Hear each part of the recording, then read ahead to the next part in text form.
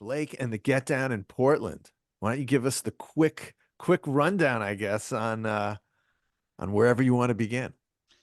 Sure. So I opened up a music venue called the Get Down in Portland, Oregon, about 20 weeks now. So rounding into the 2 year mark. Um, and so finally getting a little bit of breathing room and breathing time to feel that everything's, pushing in the right direction. So that's been a nice positive change. But yeah, excited to talk with you guys about any and all things venue related. Very cool. I guess how did your path lead you to where you are? Yeah, so I in college I tried to buy Radiohead tickets and I got frustrated with the Ticketmaster experience that I think we've all still experienced to this day. And just many different aspects of it. Obviously, they've changed a little bit over the years, but at the same time, I think the same frustrations still do exist. And so I decided that I wanted to start a eventually, hopefully, many music venues, but this was the first one. You start with one. But the eventual goal was to change the way that ticketing works in the concert industry, Okay. at least at the level that I can control it. Right on. So you said you were going for Radiohead tickets. Just what is your musical background and who do you like and what have you traveled with some bands or where do you fit in that scene or Sure. So I've been a musician. I don't play drums as much anymore, but certainly very much enjoy still doing it. Still consider myself a drummer, even with the time period off. My drum set lives comfortably at the venue and gets utilized by some bands I greatly admire on stage sometimes when they need a house kit. So that's gone pretty well. I personally have done band management. As I said, I've been in a band. My background wasn't really in venues, knowing that I wanted to start a venue and run one myself. I knew that working your way through venues isn't necessarily going to lead to that. A, because you don't necessarily get paid that much working in venues, or in a lot of the music industry in general. Or B, it wasn't necessarily something that I was going to, be able to kind of work my way up into eventual ownership or management perspective. A lot of people that work in the industry, especially at the very big places, have been there for a very, very long time. So, for myself, I went a corporate events route essentially to try to get to that point. So while I didn't necessarily know a lot about booking when I started, I didn't know anything about running a bar. I did know some stuff about, budgeting and people flow and permitting and contracting and insurance that a lot of the times I've noticed isn't necessarily a forefront of the music industry. right. So that's something I've been able to, I think, add and make the Get Down a little bit unique and different in that way. And then I've brought in some really, really great people to kind of fill in the gaps for the stuff that I don't know or didn't know, at least at the time. Gotcha. That's awesome. Um, Well, go ahead. I was just gonna ask Brian, what is so far, like what has been your biggest challenge in running a music venue? Pandemic's been tough. Recession after that, or whatever you want to call this, also tough. Um, I would say financial stresses, can't be underestimated. I read a lot, so this is my dream of 15 years from that point in college. And, I've built a lot of what I do in my career and all of that kind of around, the eventual goal. And I knew the reputation for the first 6 months, first year, and then eventually to the first 2 years mark that exists. Once you hit 2 years, your percentage goes way, way, way higher of survival. And that first 6 months has a really hard rate for a very good reason. And whatever budget you think that you have that's going to work out probably isn't, and all of those things. So that plus the fact that we basically had to open on the tail end of COVID, I mean, still definitely within it. The last big Omicron wave was, in that spring of 2022 when we opened in April of 2022. So, navigating that and, educating people on a new space and getting them comfortable with going inside and all of that created, money stresses that I definitely know is not necessarily for the faint of heart, and honestly not something that I would wish on a longer period for sure to ever have again. But it does take that amount for this type of size event, and I'm glad to be a bit out of the woods at this point, but certainly that would be the toughest or the most difficult part. I'm just curious because, like, it's so interesting to me, and I imagine just unbelievably daunting to be running. And this, this applies to you too, Jordan. Like running, a facility, a restaurant, and a venue, and there's all the day to day that you have to do just for that.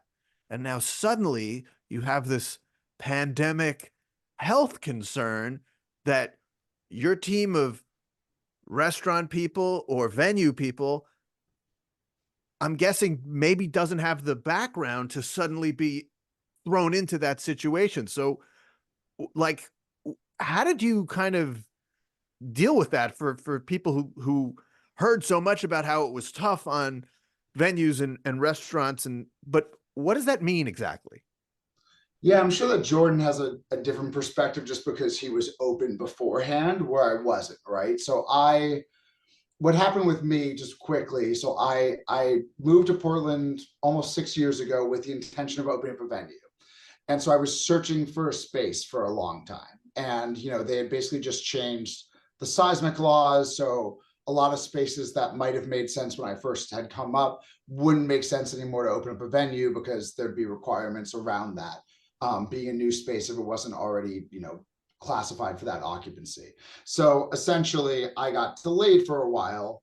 And then I found a space in Old Chinatown that I was like, I can make this work. And in retrospect, I got impatient, is essentially what happened looking at that space now.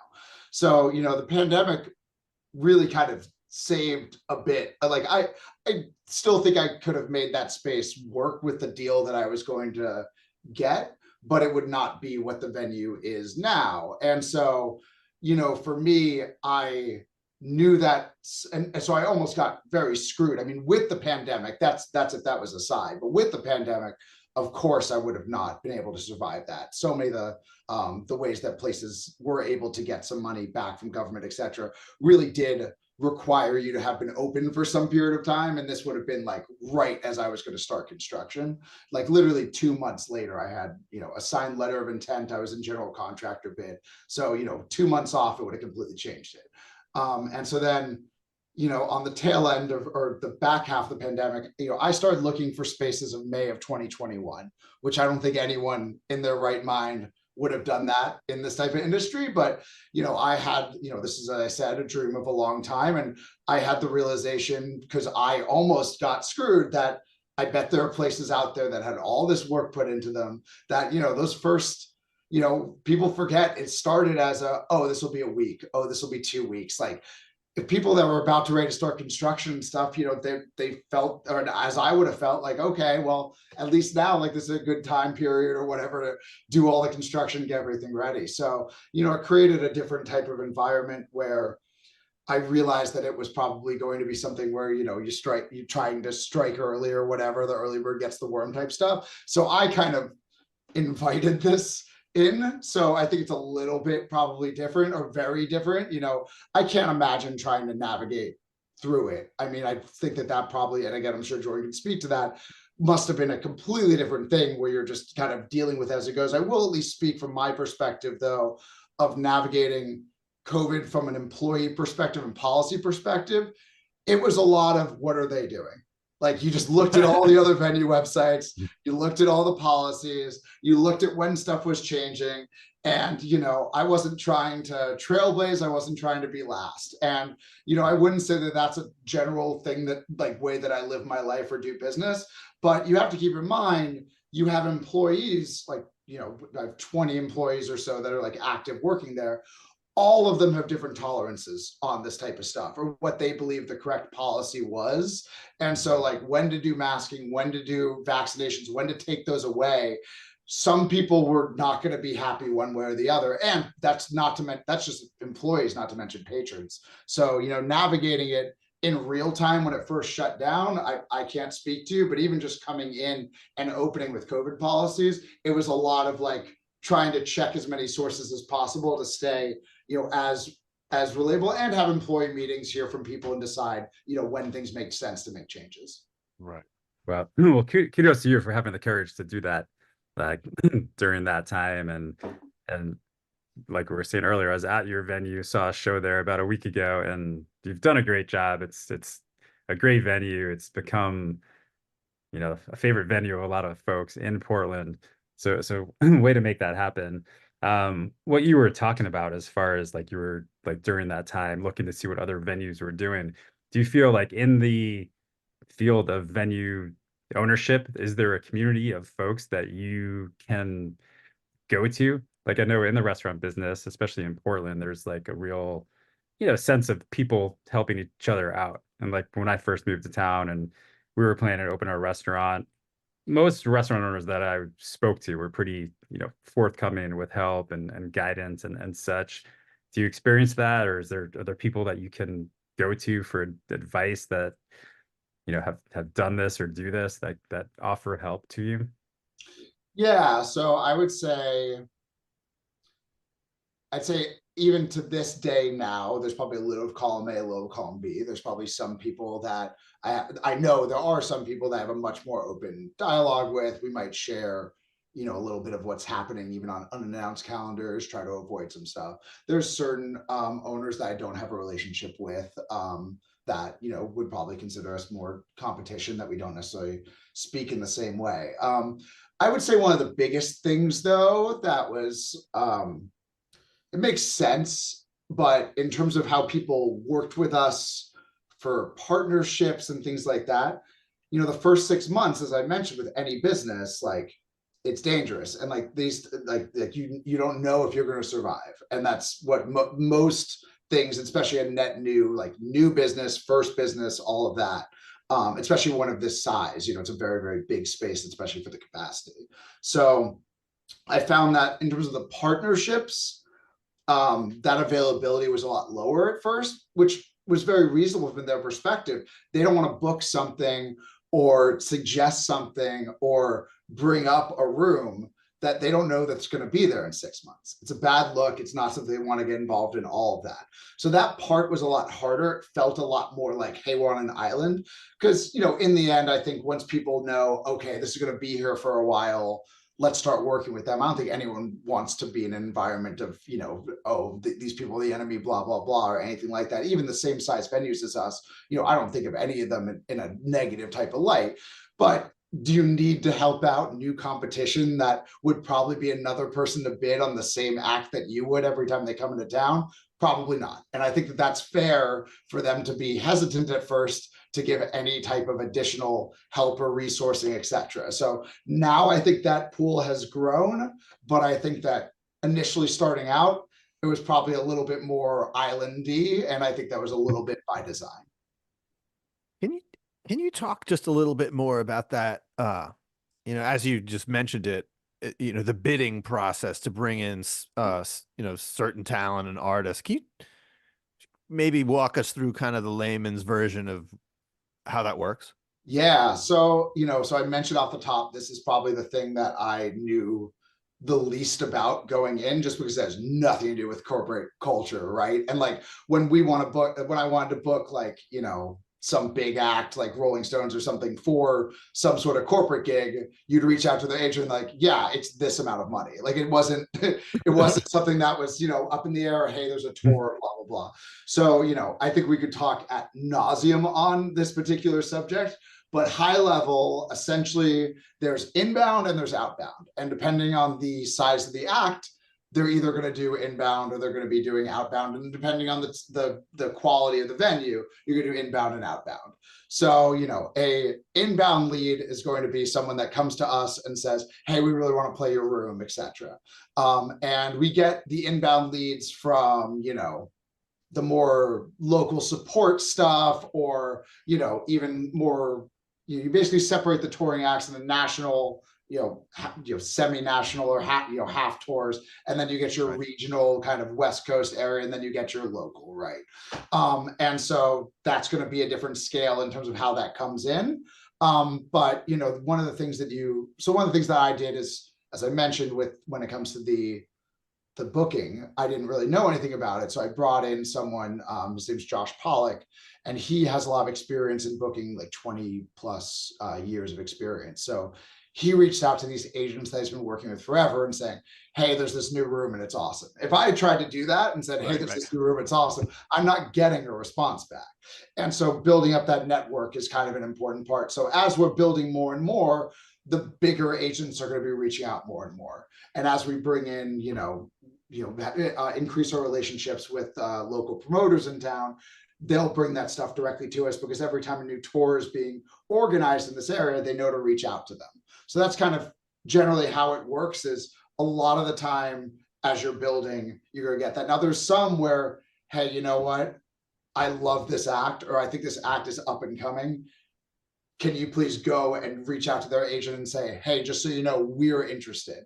And so sometimes it will be, the agent will reach out and they'll say, hey, we want to book this at the venue.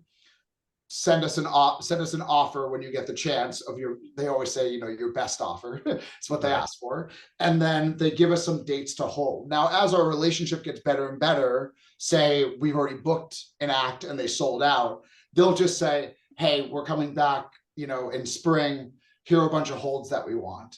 And then they'll confirm the date, and then we'll finalize the details back and forth. So it really kind of depends on agency relationship, band relationship, if they played the room before, and all of that. But generally, they're asking us to send an offer. So as a general rule of thumb, the agent will say, they'll send over a rider and say, these are the things that need to be included. So this is your hospitality, this is your technical rider. These are all the things that we need to see. And then we'll review it, and then we'll say what things we'll include or not include. Then there's all-in pricing, there's cost-based pricing, there's net, there's gross, there's guarantee, not guarantee, and go on forever. Sounds like it keeps you pretty busy. I have a question, really important. Sorry, for sure. Yeah, like when there's you're a relatively new venue, and if there's a band who, say, you reach out to or is interested in playing your place, and they've never been there or they don't know anybody that's played there before, what are some of the questions that they have about the venue? Like, I imagine a lot of bands are curious about the sound and your sound system. What are a lot of questions that bands have, if they've never been to the venue, what they want to know? So there's two layers to this. So there's the offer phase, which is going to be basically if the band's involved in the offer phase. At our size, we're probably not booking them, if that makes sense. So the agent is much more likely going to be the ones that are having that conversation. Now, sometimes the band is going to have, hey, these are the minimums that we want. And so they'll have a minimum stage requirement. They'll have a minimum, here are the PA types that we like. Here's the size room that we want to play. Here's the specs that we want. But the agent is taught the things that they want. And then that's how we negotiate the deal. And we come up with a budget for any of the things that they need outside of what we have in house. That might be the thing that they need in order to get the deal done, right? After that, there's another phase that happens about 2-3 weeks out, month out, depending on who's running it or how busy we are, which is the production advance. And so what happens with that is that's when either the manager, if they do the advancing, or the tour manager, or sometimes the band, even some of the very, very big acts, especially like DJs, they might advance their own stuff. If they just prefer to do it, they want to know the details. And that's when they'll ask those types of questions. But standardly, it won't be the thing that prevents the deal. So we have a thing called a tech pack that gives all the technical specs that we have in the venue. So when the agents are doing the conversation, they'll send that over. And the same way that the technical writer, which is their information to us, we send the tech pack to them.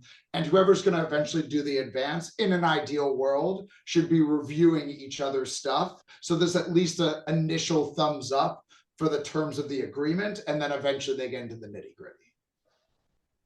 Were there any Very cool. were there any acts that you specifically wanted to, you know, like that you went after, or that you felt was kind of like a feather in your cap for the place, or for, you know, for the venue? And how often is that something that's you kind of dive into? Yeah, it's a great question. You know, I hired Josh to be the booker mostly because we had a lot of similar music taste, you know, that and his great experience. But, you know, it's not that often that I need to say, hey, this is something that we need. You know, we had we just booked Daniel Donato. Saw that. And so Daniel Donato, so that's not one for me necessarily. I'm actually wearing their shirt, but I help run a vinyl group called Heady Wax Fiends, and they have a subscription service. But anyways, we did one of their records, and the group just blew up with excitement. And so watching that excitement, I went to Josh and said, hey, I know we haven't gotten an offer or anything, but I want this person booked at the Get Down. I think they're the right size. They hadn't done a West Coast tour yet. And I was like, send an offer before the offer comes in. And so that's how we end up getting that one, is because we end up being aggressive. But that's a rarity, right?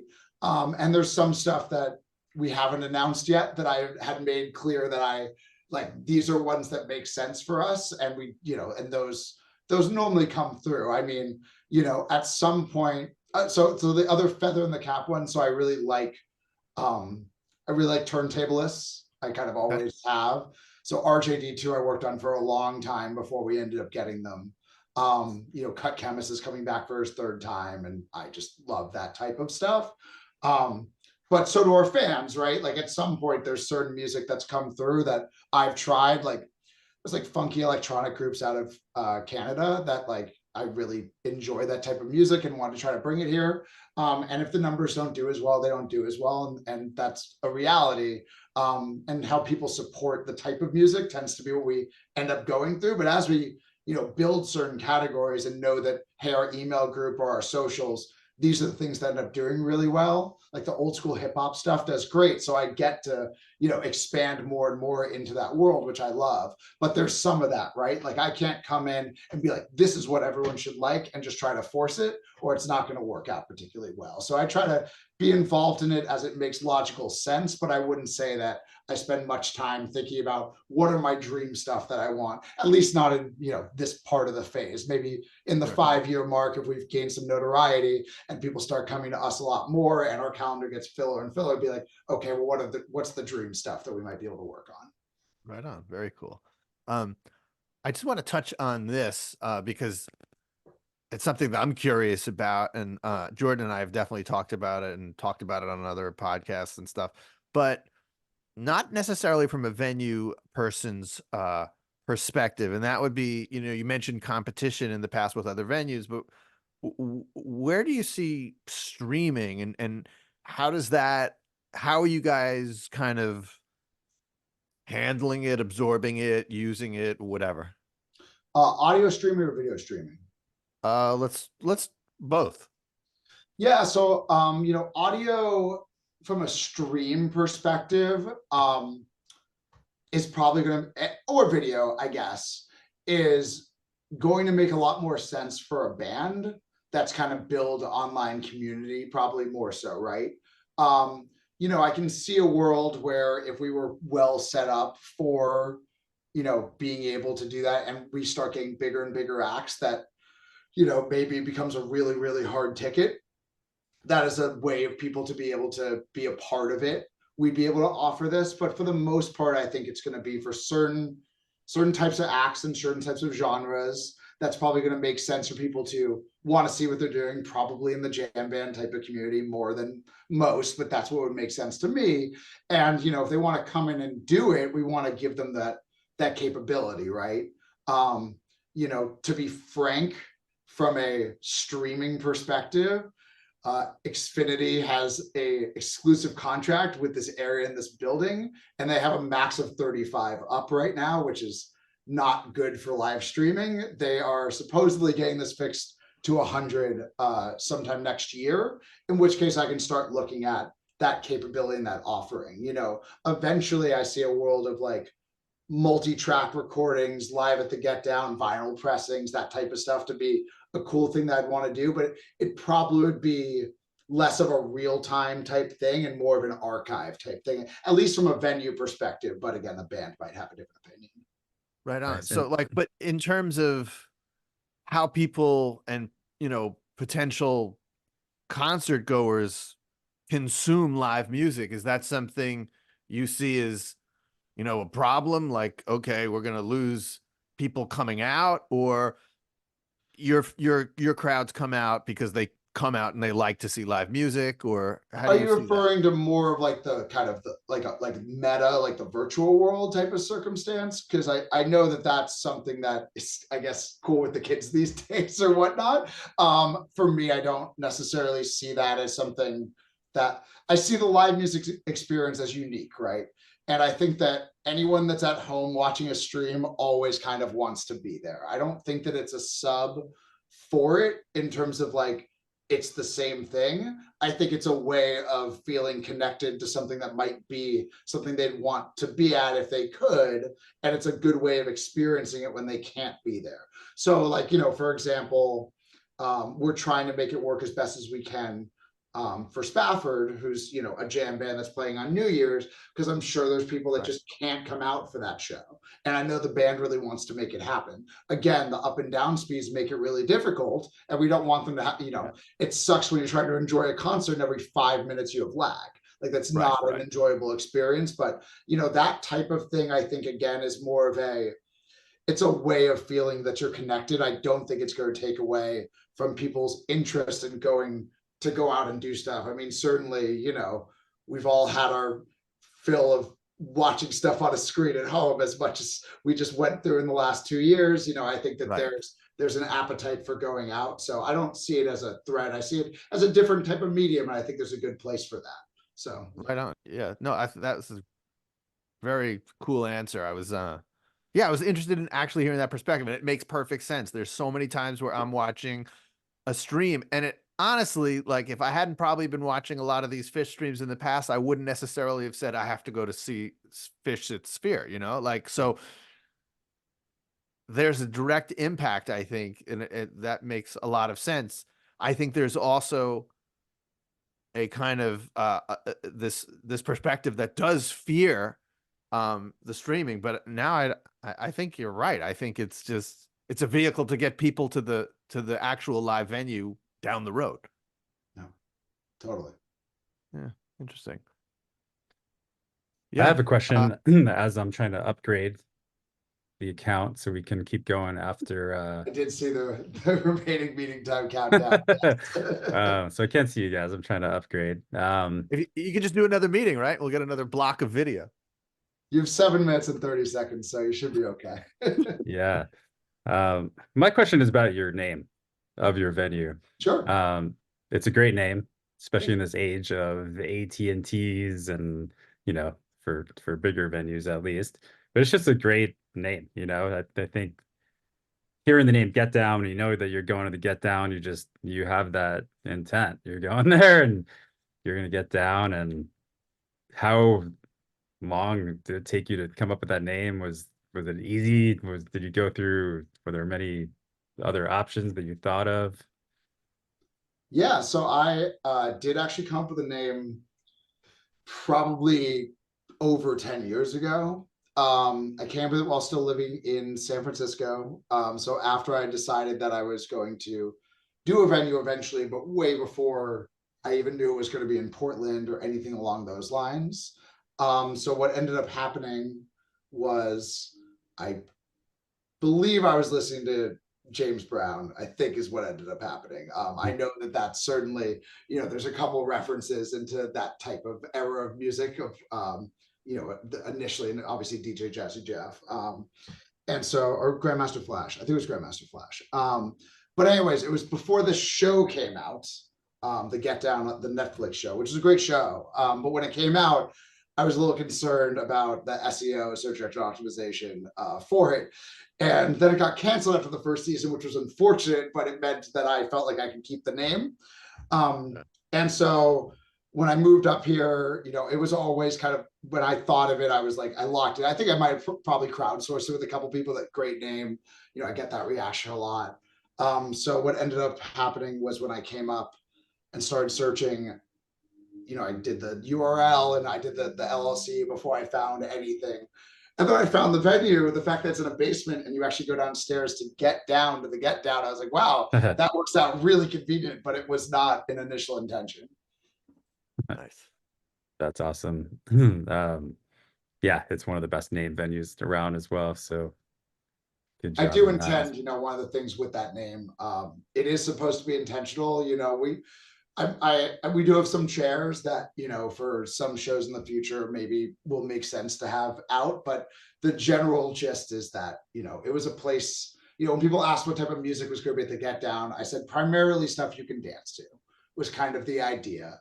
And like that floor and the roller skate rink vibe that people love to say is definitely what used to be a roller rink, and it's not, but people love to say that it used to be that. It's interesting to read rumors about your own your own place. But yeah, it ends up being a really, really good place to like intentionally, you know, dance. And you know, that's something that I really do like about it, because that's what I always kind of looked for in music, was space to move, at least, you know, post 25, not during my congrats on the upgrade. We can talk for days now. Yeah, so post 25, so that I'm not rail riding anymore. I certainly like space, you know, towards the back of rooms these days. Yeah.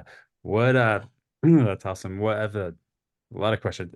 First of all, super exciting to have a venue owner on our podcast. Just with doing what we're doing, you know, Brian and I started this a little bit over a year ago, and we've just been talking about, I mean, this whole thing started because, you know, we love seeing live music and, you know, going to venues, and there's just so many questions that we or people have about venues, and it's just great to firsthand hear a lot of these, just your answers about venues. And another question that I have is, like, owning a business, I know a lot of the times, like, you just wish the public would understand something, you know, for example, like with our restaurants, you know, they'll complain about the cost of the food. And I'm not going to go on to Yelp or Google reviews and, you know, give them this long-winded response about, well, the price of chicken is the highest it's ever been, you know, stuff like that. And you don't understand what's to pay for the insurance and the rent and blah, blah, blah. Anyway, are there things about a venue that you wish the public would understand? Things that are like challenging, but that, you know, people are just maybe never going to understand, or maybe they will after listening to this podcast. Yeah, you know, this was something, you know, as someone that is an avid live music fan that again didn't work through music this entire time, this has been a recent change for me to see all of this, not just from an operations side in terms of general managing it, but also, as you said, from the business owner side and running it. Looking back at my business plan and what I knew then, or thought that I knew then, to what I know now and how this works is really interesting. I'd say that the biggest thing that was really surprising to me is that as a music venue owner, I really do operate a bar that happens to have live music in it. Like the amount that the bar is how live music operates these days is pretty crazy. I mean, the way that a net deal ends up working, which is and again, I don't want to go too far into deals because it's a whole podcast thing, but it is interesting. So yeah, the standard deal that we do, and there's different ways of doing this, but the standard deal that we do currently is what's called a net deal. So you have a net versus deal. So you have a guarantee, which, you know, depending on the size of the act will be bigger or smaller, of course. And then you have versus essentially what's called the back end. So past my expenses, which will be, all of, not the rent and not utilities, not any of that, but the staffing costs and that type of stuff will be built in. But they take after that 85 to 90%, it all kind of depends. But when you're looking at a net deal, it can be that high where I'm getting 10% of the profit from tickets. So it's such a small amount. It's covering expenses, which is an important factor. But it's such a smaller amount that I would have thought in terms of how the math works. And it just ends up that the bar is just the profit center for it. So I think that when people say, and we try to be, everything that we're doing here is trying to be reasonable when it comes to this stuff, right? I got into this as a live music fan, and I'm just trying to make the numbers work, as I'm sure, happens with restaurants all the time, where it's like, I want to be able to speak to my pricing and feel good about it, but without needing to give the long-winded response. And you know what? You go on Yelp or you go on Google, I don't care what your pricing is, someone's going to complain. In the exact same way that, there's never going to be a perfect cocktail. Someone's going to complain about it. There's never going to be when I did corporate gigs, if someone didn't complain about the temperature in one direction of the room, either too hot or too cold, within the first hour, everyone must be dead. There's no way that there's actually people in the room. It always happened. And so, that's just a part of it as well. Something that I always try to, the thing that I really want to explain to people as best that I can is the people that work at venues work so hard and such crazy hours, and they're dealing with people that are on many, many things that, can be tough to have real conversations with. Yeah. And so, while you're not, and they're managing a very hard thing to manage, especially when it comes to large scale. And you know what? A lot of venues go the route of, well, we just won't put up with any of it. And they're hard asses about it. And you're dealing with security that, I guess you could label goon squad security, whatever. There's places that do that. And I didn't want that, right? But because of it, I have nice people that are trying to manage people that aren't always being nice. So I guess the main thing, if I were to throw out to listeners, is be really nice to the security staff. Be really nice to the box office. Like, they're trying to make your day as good as possible, and realize they're dealing with a lot of people all the time. And sure, you might have something that really needs to be dealt with, or something that, you need to beg for, whatever. But if you have some extra time, be nice to them, tell them they're doing a great job. Like, that job is so difficult. But we have a really, really great team at the Get Down. But the thing that I hate the most, that drives me the craziest, is when I hear that people have been mean to them or aggressive to them for something that involves either venue policy or band policy, or something that has no control over them. And I'm sure plenty of this can apply to many retail workers and many other industries for sure. But that's kind of the biggest thing that I don't think that people necessarily think about as much. Being in that environment 3 to 4 days a week is a lot. And so we're asking a lot of our staff with that. And, they're required in order to make this thing work. So that's a really, really big part. If there's something that I don't think that people necessarily, I don't think that people understand how much time is spent on not the show that they're at. So like, when people are like, oh, this show was, particularly short or whatnot, the length of day that people have on site is a lot longer than I think people are aware of. For a band load in, and by the way, this is speaking also to what the bands, big touring bands, deal with. Like, the big tours that come through, I mean, you're talking about a 1 p.m. start. They've probably been driving all night, or at least through the morning, and they're loading in. And a lot of these acts, at least at my size, right, people are putting hands on stuff. Like, it's not like they're just walking in and doing nothing. Like, most of the acts that come through, some very big acts, at least in my mind, that have played really big rooms, they're still pushing cases. They're getting everything set up. They're calibrating everything. And then they're taking a dinner break. and then they're coming back, they're playing the show, and then they're packing it out, and they're doing it every night. And it's crazy. These big tours, it's crazy. And, the amount, when people get upset that the band doesn't want to come out and sign stuff and do all this extra things that they feel that they're deserving of because they came out to support them. I think that checking that opinion and realizing that, just because you don't have a great interaction with someone when they're trying to do something else doesn't mean that they don't care or they don't appreciate your fandom. It's just, they're people too, and they're dealing with a lot, again, especially at this size, they're dealing with a lot. And I find it amazing the amount of patience and attitude that so many of these acts bring every night because they're so excited to play for everyone. But again, to caution, if you experience a negative experience, at least, next time you see them, give them another shot at it, and realize that other stuff happens, that they're just people too. Yeah, and it's not an easy life whatsoever on the road all the time.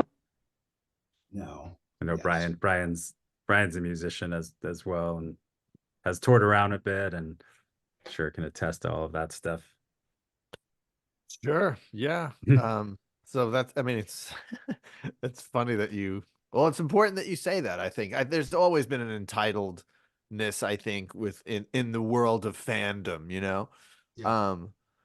But yeah, I think, we talked to Eric Martinez, who's a musician who plays with Jerry Joseph and Bloodkin and some other acts. And, he grinds, he plays all the time. And he'd mentioned it's getting really tough. But anyway, it's always nice to obviously see that there are real artist friendly venues. Artists, patrons, and staff. Those are the three. Those are my pillars. That's like the most important thing to me. I think if you treat those three well, that you can build something really special. And, I think a lot of venues do treat this is something that I have noticed, especially as I gain a little bit of, at least, there's some, not fame, but notoriety and like the scene, and people hear who I am. I get, most of the time I'm introduced as Blake, the owner of the Get Down, normally at the Get Down, because that's what I see people, because that's what I do going out these days. But, something to keep in mind, I think, just in life is, most people are pretty nice when they think that the person that they're talking to is someone that they want to like them, or that they have something for them, or something along those lines, right? And so I think that when it comes to how artists are treated at venues, the big artists are always going to be treated well, right? It's how are you treating the artist that didn't sell out the room, or lo and behold, that didn't even clear your expenses, or that maybe you think is below that space, or again, the patrons that, aren't the VIPs, or the staff that isn't essential, right? And the thing that I try to bring to the table is all of those people matter until you start treating one of those people wrong, right? So an artist that isn't treating my staff well, suddenly the red carpet is not rolled out. A patron that isn't treating the staff well. If my staff isn't treating someone else well, that changes things too. All three of those groups I try to make as equal as possible, and try to, as long as everyone is, because that ecosystem I think is so important. Like, I believe that venues and well-run venues, not just the look and feel of them or sound of them, but also well-run venues, they matter so much. So as a musician, you can probably attest to this, but there's plenty of places that you show up and everyone's in a crap mood. And you know what? That's hard to fight through. If you got a crew that doesn't want to be there, and a staff that doesn't want to be there, and patrons that are like, well, I really like this band, but I hate this place, it's going to feel weird. It's going to be really hard to put on a good show in that environment. And so I believe that we produce better shows at better venues because of that ecosystem. So that's something that I really try to cultivate, but I try to cultivate it whether there's 70 people in the room or 450. It's a lot easier with my sold out cap, but it's a lot harder when it's a lot smaller. But I do believe in trying to make that work across all of it. Breeds, people wanting to be there even when there's not as many people. As Jordan was there the other night, it wasn't sold out, but it felt good. It felt like the right people. And that's something that, requires cultivation, but I think is really important. Yeah, absolutely. And you can tell it in your venue, and it does filter from the top down. You can tell, when you're in a venue where somebody has gone into it because of the love of live music and realizing how important and big that experience is to folks. And these days, not all venues are like that. So, you know, like we're saying, even from the start, like with your name till when you get in there, there is that feeling of, yeah, this place was created by somebody who cares about the experience and who's into live music. And that's huge. And that's part of what we're trying to do too, is, showcase venues and, you know, have people just learn about different venues across the country, and, help, different venues get their recognition that deserve it. And, you know, and also have people learn a lot of these things that they're talking about that they wouldn't necessarily know. And yeah, so it's great to hear some of this insight. Did you have some favorite venues well, to see shows at, but then also in terms of, I imagine you do have some folks who influenced you in terms of how to run a nice room. Oh yeah. Yeah.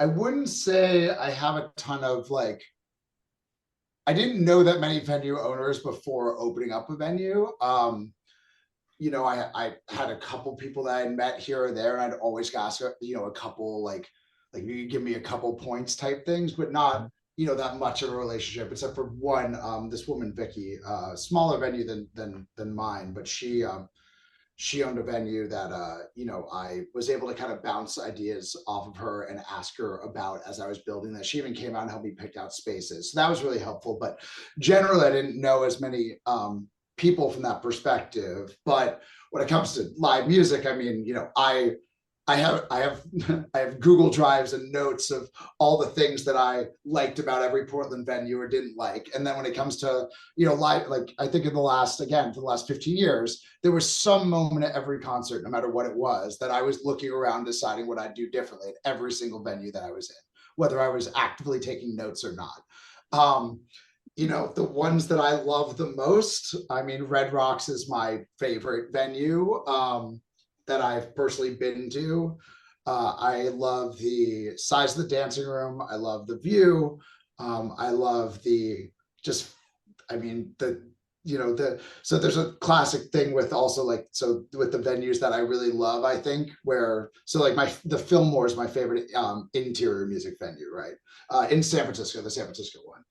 And it just bleeds musical history. Like you just feel it. It's on the walls too, but like you feel it. And so Red Rock's the same thing. I'm sure the artists feel it when they walk down that tunnel. Like you just feel it. And so every time that I'm there, I'm so excited. And that's one of the things that I really want to cultivate is like, yes, it's at this venue. Like that's the thing. Like, because shows get announced, and there's shows that I've been like, no, I'm done. And there's shows that's like, I guess. And then there's shows where it's perfect. It's the perfect combo. And so, that's something that I always look for. I mean, the Gorge is gorgeous because it defines the word. It has an amazing backdrop. Sound isn't as good there. Guess what? There's nothing they can do. It's a big gorge. The thing that's great with Red Rocks is, as long as there's no wind, it's a really nice tunnel. But, everything halfway up does have rough sound for sure when you actually have wind. So there's only certain things that you can control. But one of the things I love about Red Rocks as well is the getting in and getting out element. People complain about waiting for 30 minutes. I'm initially from outside Boston, which had the Tweeter Center, which like you'd wait for 3 hours to get out of there. So I think that it's pretty reasonable, different size venue, but still. But anywhere that has that type of like just heart and grit and stuff along those lines. I mean, in town, like I love Revolution Hall. It's a really cool, unique change of the middle school thing, and it sounds really good. I have a thing on my website about like the 5 or 6 keys to concert bliss. And one of the main one for me is always kind of going to be sound. I want a really great sounding room. So like, you know, one of my other favorites that does have good sound that's controlled, even though it's outdoors, is the Greek Theater in Berkeley. I just love that they basically are just like, screw your comfort. We're going to make you sit on stone because it's going to sound great. Yeah. And, you know, that type of thing, you know, certainly is something that I used to keep I used to live in San Francisco. And so I'd go out to see shows at the Greek as much as I could because I loved seeing shows there. I had a friend that lived in Berkeley, and I would stop by and pick up because I never much storage in my apartment, but I'd pick up, because we go to a lot of the same shows. I'd pick up this, I bought an outdoor bench covering just to bring to the Greek so that I can sit on that. It's much more comfortable. But the Greek is definitely top one. But yeah, those are probably the top ones off my head. There's this one that I forget. I think it's basically called Valhalla or something very close to it. Oh yeah. That's out in I think Sweden. That's like from a crashed meteor. That's like high on the bucket list. I'd love to check out the caverns. I've heard great things. Heard the orange peel's great. You know, you hear about these types of venues, you know, for a reason, right? And I do, you know, I would love to see more and more of them as I go on, for sure. Absolutely. Yeah, that was at the Greek in April, and yeah, even like I saw Fish there, and you had to get in line at like super early to get a decent seat, and you know, you're in line all day, but still worth it. You know, once you get inside and the music starts, it's you get those Mike bass bombs in the cavernous field. It's nice. Yeah. Absolutely. Hey, by the way, do you have any formal education when it comes to audio engineering or anything like that? No formal. You know, I've always had a bit of a trained, or I'd like to think that I have a trained ear. You know, I would always, when I'd go to concerts, if the group that I was with wanted to stand in a stupid sound spot, I would watch the concert by myself in a good one. Like I generally people would just follow me and it would work out just fine. But I have no problem doing that. Like I really care about that element. And so then when I hired my sound engineer for the Get Down, you know, he obviously knows a lot more about sound. And so I brought him down to like tell me if the room was going to work and all of that. So that's Steve Harrell. He was the lead tech at the Doug Fir and helped kind of make that room sound good, which I thought was the best sounding room in Portland at the time. And that's kind of what I wanted here. And so, you know, I thought that, oh, wow, this guy really knows about sound. But then when we decided to go with a Meyer system, we used these guys, Meyer Pro, who's basically like a distributor for Meyer out of Berkeley. And so they sent this person, Tim, to basically, his job is to make sure that when people buy Meyer, that they don't screw it up and that it still sounds good in whatever room they put it in, right? So this guy is in charge of calibrating the system. For 3 days, this gentleman stood in white noise with a computer and a microphone on a wheeled stand, and he'd move 1 foot every couple minutes or whatever. And he mapped out that entire room perfectly. And I walked up to him on the last day. I was like, Tim, this song sucks. Because he's just listening to white noise constantly for 3 days. Of course, I'm working in the space. So it's like the third day I walk, I'm like, damn, this song sucks. And he's like, this is my favorite song. He wanted that perfection.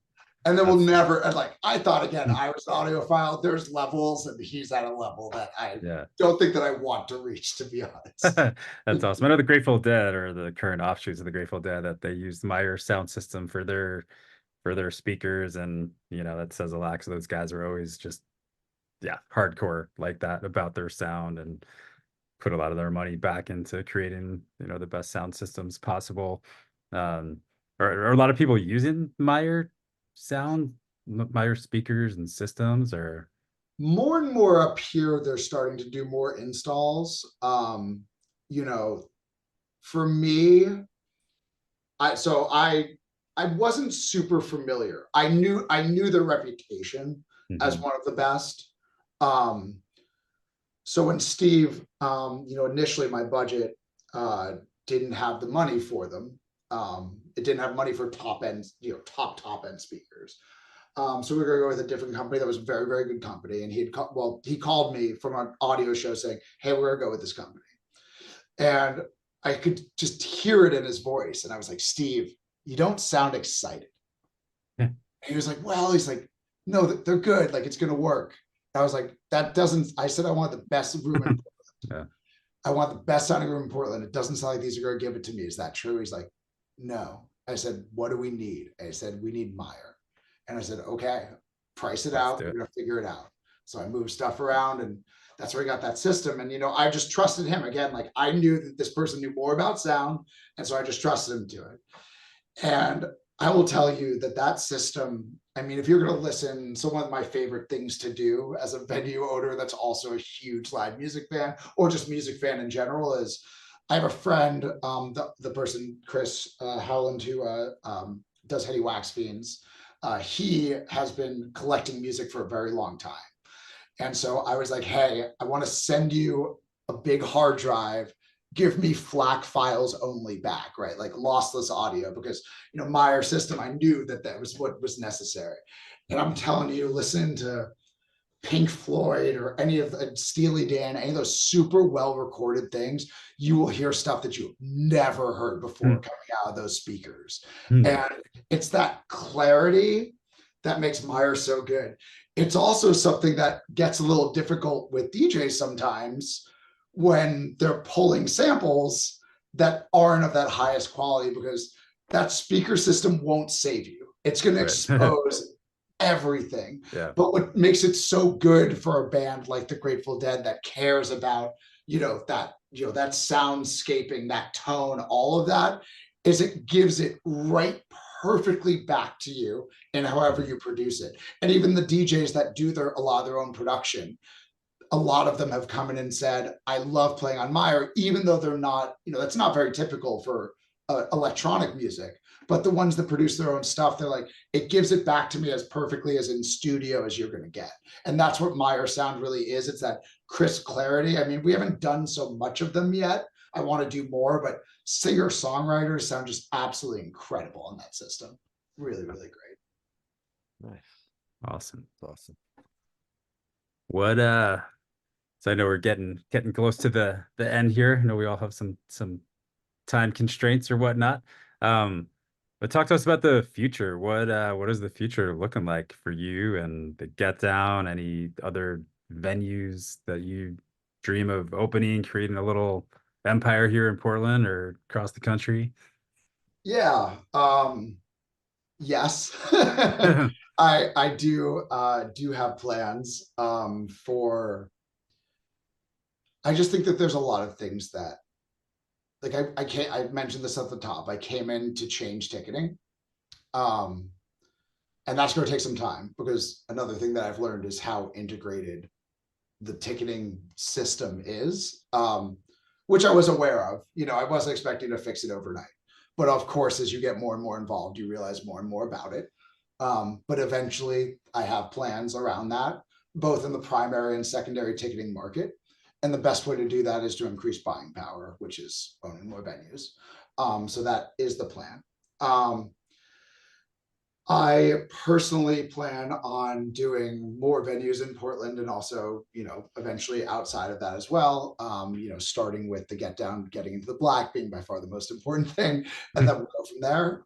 But certainly do have some map for that in terms of how I want to build it. But one of the things that I think has really been interesting for me as I've gotten into the industry is I find that there's a lot. So when it comes to artists and venues of this size, medium to small size venues, I promise you that both sides of that do not think that they're making enough money. And you know what? They're not, is what it comes down to. And so I'm pretty focused on finding on, but there's enough money in the scene to make it work. But it's going to take some different ways of organizing things and shaking up a very antiquated system. And so, again, not to talk too much into that at this juncture, but that is eventually my plan, is to try to find a way to centralize the profits in the places that they need to be going, to make it so that's more sustainable for not only venues, but musical acts to be able to do it. And that involves, ticketing, and that involves, tour routing, that involves collective buying power. One of the things that I think makes a lot of sense, even if I don't own the venues, is creating the network of, like we do it already, right? Like when we are trying to book something, we're trying to make it worthy for someone, we'll reach out to our partners at, Nectar Lounge in Seattle or Volcanic Pub in Bend, and we'll kind of set that up for them. And it saves them from needing to do a bunch of shopping, right? And so we'll come together with an offer if we're trying to bring something through, because that's why a lot of places sometimes will skip an area, is because they can't get enough leverage or it doesn't work as much. So one of the things that I prioritized when I came in was, hey, we need these partnerships. But those partnerships can expand further, and you can do full West Coast tours. And, that can also be through a singular promoter or stuff like that. But, one of the things that I look at, not just from the venue side and how you can increase revenues and ways you can change things up and stuff like that, because I have thought about that around, again, ticketing and some, other stuff that I have planned, down the line. But when it comes to acts, right, like I always try to talk to the bands and be like, what can change? What can I help with? And one of the things that I've noticed is the collective bargaining power, as I mentioned, is something that I'm used to in corporate, right? So when I was booking, stuff for big events or nationwide tours or whatever, when we were doing corporate events, we'd have contracts with Marriott or with airlines or with whoever that's needed to facilitate that gives you a deep discount or guaranteed rates or priority, blah, blah, blah.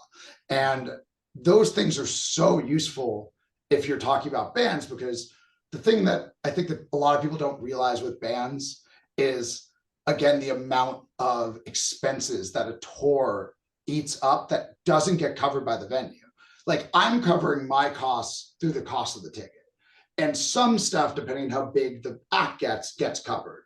But you have guarantees that tend to be the thing that the agents tend to fight for the most, because they get a percentage of that versus the hard costs that end up coming in, after that. So I've gotten to thinking about, well, how can I help the artist directly? And that is hotel rates. That's mechanics that have guaranteed deals within a network that will prioritize your van or bus or anything along those lines. That's, that collective bargaining mentality. Eventually, McMinimans does this really well, but having a couple hotel rooms, even if you don't have a hotel, that you can get to bands and stuff like that, that can be a huge built-in saver. Building out a network of venues, whether owned or not owned, but a network of venues that have the same principles of trying to take care of, again, those three things: staff, artists, patrons. And building that out is eventually what my goal is. From the get down perspective, I built it to be a nicer venue, just in terms of like, so we professionally clean it after every show. I challenge most venues to probably don't do that. I don't know if anyone does, to be honest, in terms of actual music venues. I professionally clean it for every show. And there's a couple of reasons behind that, but one of them is the fact that, I want it to be a nicer experience. I think that, I'm aiming for probably a little bit older of a demographic than some of them. And I want you to walk in and feel comfortable and feel like it's nice and all that type of stuff. I also, try to take care of the artist in that type of way with a nice green room. I put in my green room has a heated toilet seat with a bidet, that type of stuff, where it's up leveled a little bit. So I'd eventually love the 2, 3, 4 night runs for the acts that, maybe want to go a little bit more intimate, maybe want to have that underplay experience where they, get to play to a crowd that's really excited to see them, and it's much smaller than the bigger stadiums, but maybe it's a little bit of a high price ticket, and again, they get to keep the profit on that, and that might make more sense to them down the line. That's something that I like to see for the Get Down. I'd love to continue to work on building out our comedy scene. That's something that we've only done a couple with, but I have the chairs and stuff down, and it works really great for it. But trying to just kind of expand everything that we're doing, and then of course, volume is important. One of the hardest things I think for us when we first opened was, we tried to be open too much and it didn't work. But eventually we need to be open more often. Like, people complain all the time, like, man, I hate shows that aren't on Fridays and Saturdays. It's like, I totally understand. But if I only operate on Friday, Saturday, I'm not going to be able to function.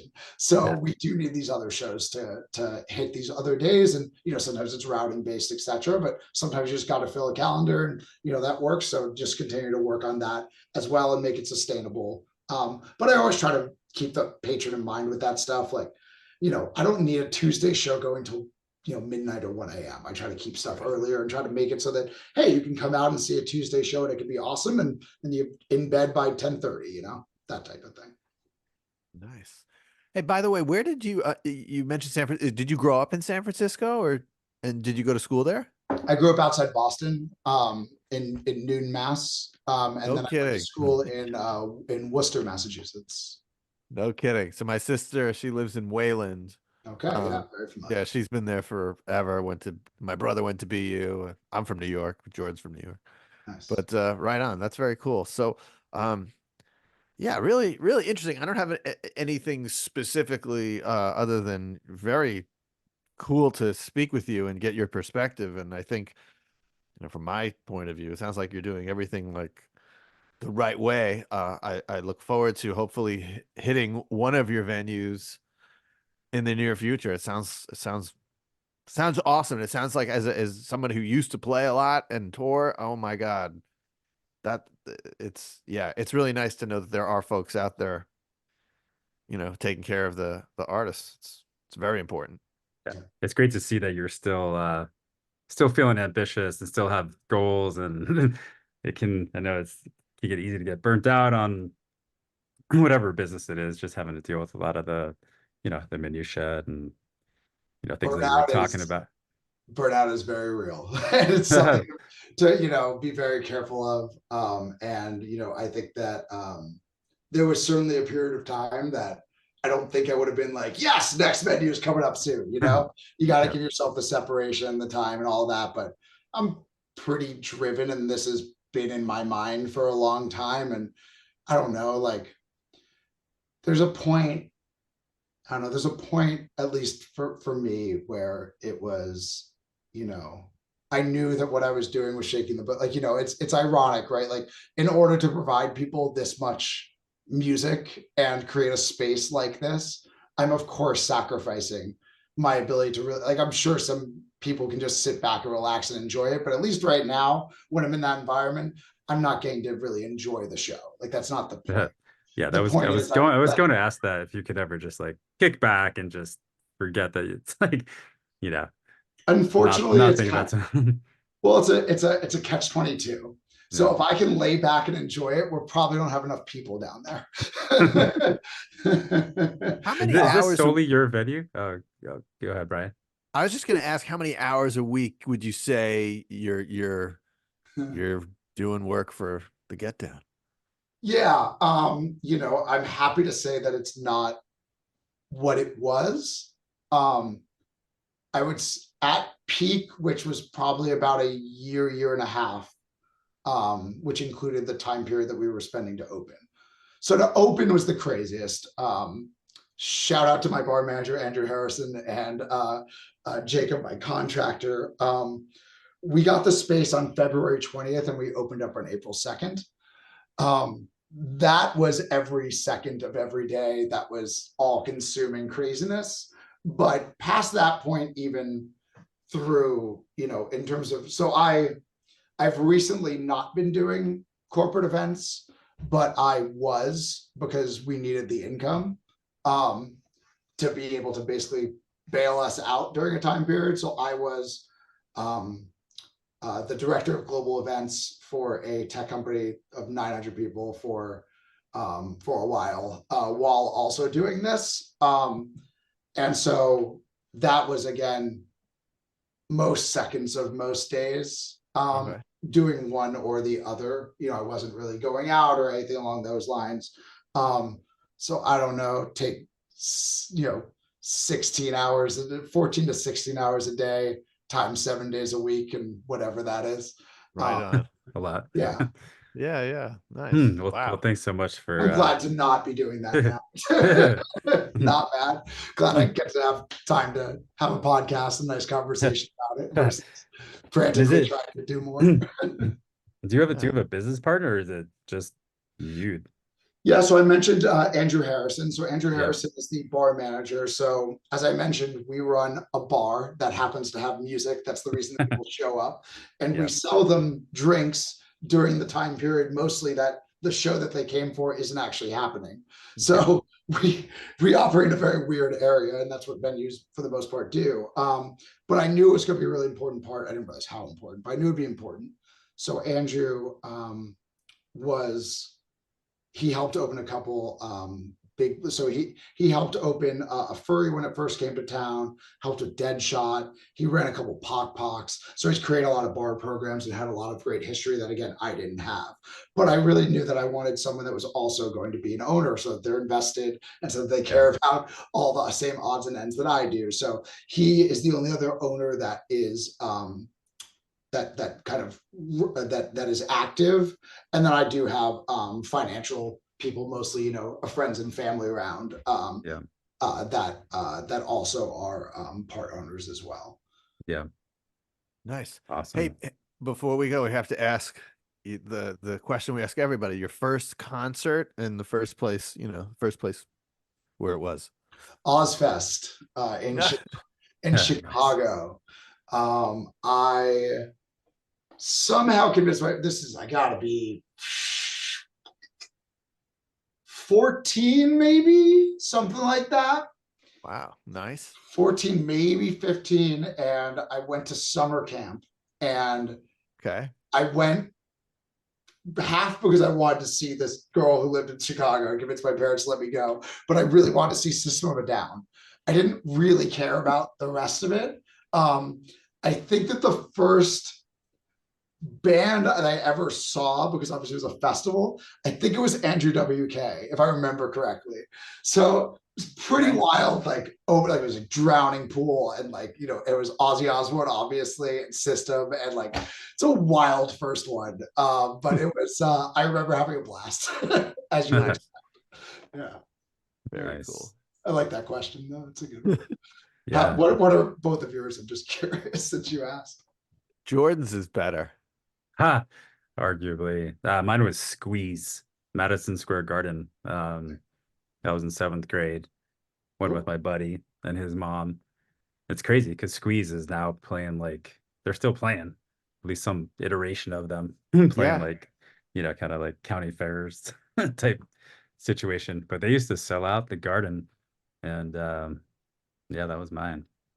So mine was I guess my first rock concert was the Pretenders with my parents, 1983, Radio City. Nice. I don't know that mine's better than that. And the Alarm, I don't know if you remember them, but the Alarm opened probably way before your time. I know the Pretenders. I don't know. Oh yeah, and I think Chrissy Hines is definitely still out there doing stuff. She's I think. I mean, but anyway, yeah. And then my first non-rock concert was Leo Sayer. Okay. Remember that little guy, British guy, had contemporary dance tunes. You make me feel like dancing. That guy. You got a good voice there, Brian. I don't know my first concert that was I bought tickets for the concert. It might have been Red Hot Chili Peppers. Maybe. I know I got really into them right around that time, so that could make some sense for me. I know I saw Queens of the Stone Age open for Red Hot Chili Peppers before knowing who they were at all during the Songs for the Deaf tour, so that was cool. Nice. first album that I ever purchased was Now, the original, which is an interesting first CD or whatever it was. CD, I guess, but yeah. Awesome. Yeah. Cool. Yeah, thanks so much. It's been awesome pleasure. to chat with you, and Absolutely. definitely sharp dude, and seems like you got a bright future in the music venue business, and I'm excited to Oh, be man. back at your be back at your venue soon, and excited to see what venues pop up in the future. And we'd love to have you back on, because I think as far as what we're doing, it's super cool to just hear it from the source of somebody who operates a music venue. It's been just exciting to hear about it and your experiences. Yeah, awesome. Thank you so much. Great conversation, great info. I learned a lot for sure, and I always appreciate that. So yeah, thanks a million. I hope we get to speak with you again, and hopefully we'll see you online. If there's anything we can do, like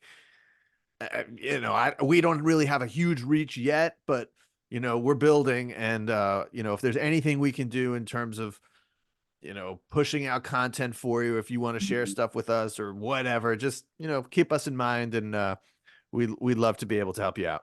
Absolutely. I really appreciate that. And I certainly appreciate you guys having me on. I would love to come back another time. This stuff is, I think that what's cool about it is like, it is kind of a different world from this perspective. But again, me being fresh to it, like, I love talking about it. So if there's any, focused subjects or stuff that you want to talk through that makes sense to have me on, I'd be more than happy to come back for sure. Oh, I think we will come up with some focused topics for sure, and we can just delve into something for yeah, that would be great. There's a lot to cover, and having someone who's right in the trenches would be invaluable. So awesome. Thank you. Appreciate that. I'm all about kind of, one of my core principles is transparency. And so I'm always happy to talk about it. If anything, I'm spending time making sure that I'm not mentioning any specific names or any things that I shouldn't be talking about just from other people's perspective. But I'm always happy to talk about, any and all subjects that I feel is appropriate to discuss. And, I think that, there's so many things about this industry that are interesting that, I do think that people would benefit from, knowing and peeling back the curtain a little bit for sure. Oh, totally agreed. Awesome, man. Well, I know it's you're in the West, so it's only 6:20 there. Yes. So go get some dinner, I guess. Yes, that is the plan. Awesome. Thanks so much, right, Blake. Good to meet you. Both. Yeah, pleasure. All right, take care. We'll see you around. Yeah, thank you. See ya. Okay, bye.